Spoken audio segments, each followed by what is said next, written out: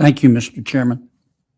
Welcome, gentlemen. I think Senator Warren pointed out that you are major financial regulators, and we thank you for your time today.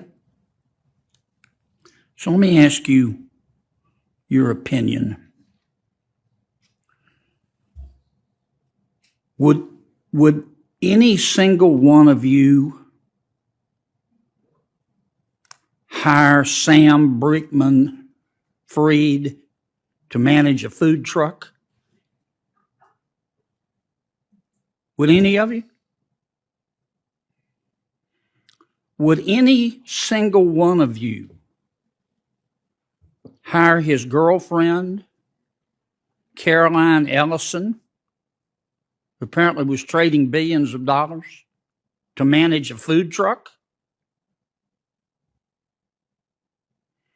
Can you tell me who in our federal financial services regulatory administrative state was watching FTX to make sure that no one there stole people's money?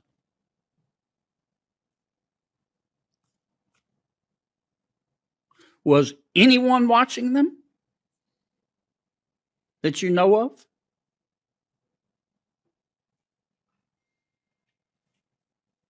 Senator, just from you're dealing with banking. You're a brave man. I understand. You're dealing here with banking and credit union regulators, and FTX was not engaged in the banking business or in credit union business. I know. I'm not saying you should be. I'm just asking. Yeah. You guys are at the top of the food chain in terms of financial services regulation. Do you know who was watching? Who was watching these chuckleheads? Well, these folks, I think, were engaging generally in investment and trading activity. And so in the first instance, if you're thinking about looks to me like some of them were engaged in stealing. Well, that's under investigation now, Senator. So I think in the first instance here, you'd probably want to engage with the market regulators, the SEC and the CFTC, to talk about the activities and the authorities in this area, candidly.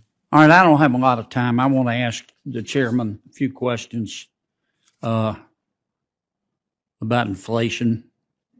Mr. Chairman, Professor Jason Furman, I think you know him at Harvard, formerly of President Obama's administration, has said that he thinks unemployment has to rise by 5 percentage points for a whole year to bring inflation down a single percent. Do you agree with that? Thank you, Senator. Let me just start by saying inflation right now is far too high. Yes, sir, but I'm going to run out of time. Doggone it. That's just in our chairman. He's fair, but he's tough as a boot, and he's going to cut me off. Do you agree with Professor Furman?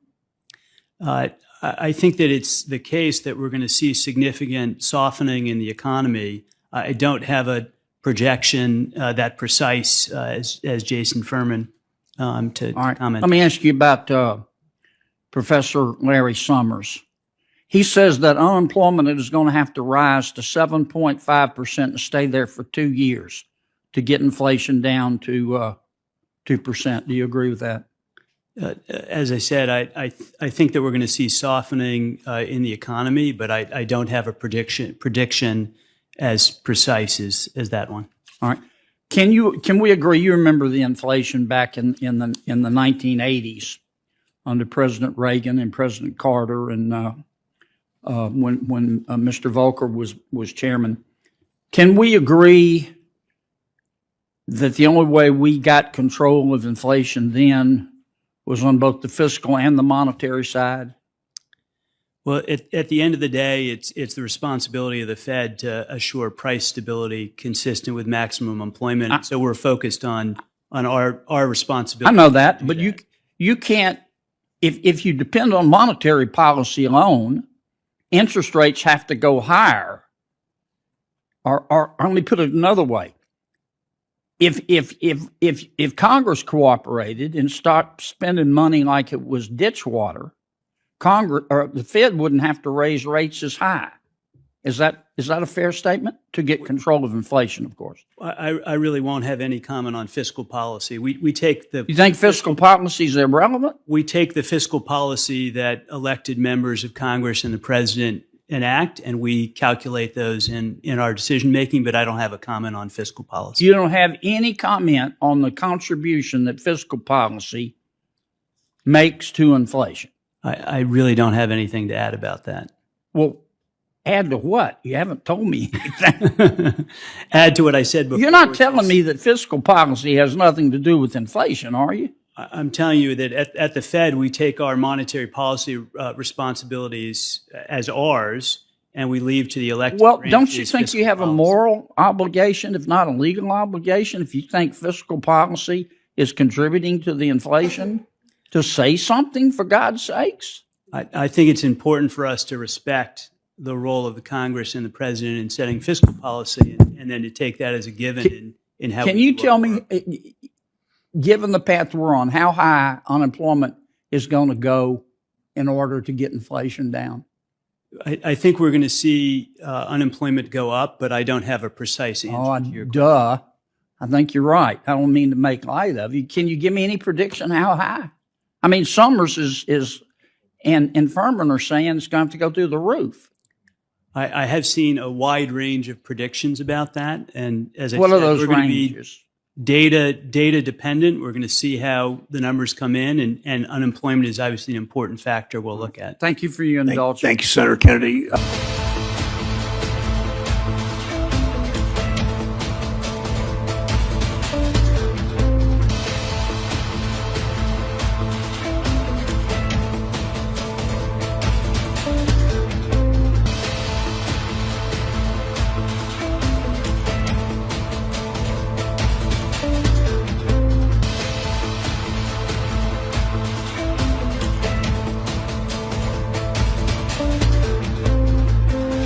Thank you, Madam Speaker. I yield myself such time as I may consume. The gentleman's recognized. Thank you. Madam Speaker, sexual misconduct is terrible and it's wrong. Those who engage in it should be held accountable.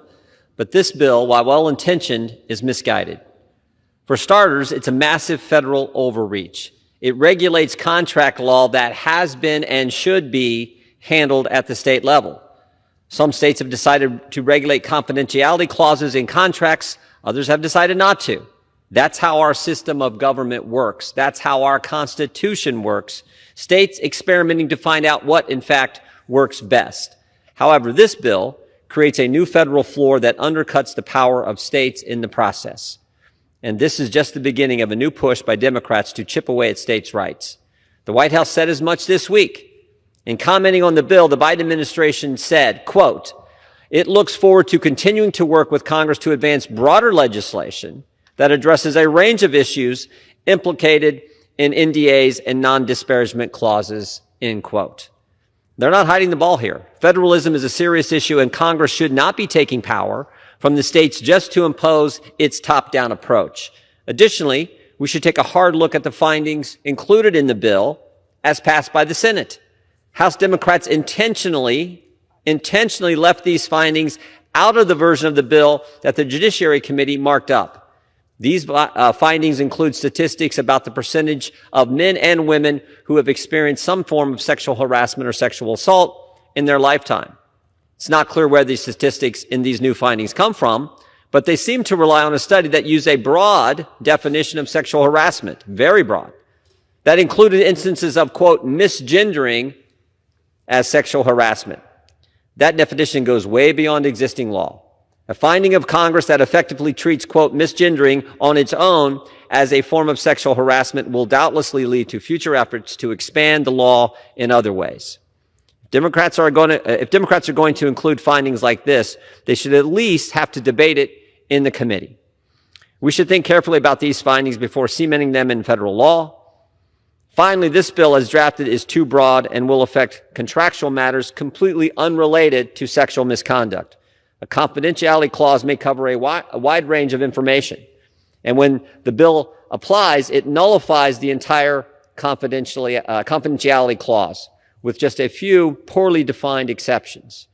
As such, it will give trial lawyers an incentive to add unsupported allegations in litigation so they can void a confidentiality clause and access and use confidential information unrelated to the sexual misconduct.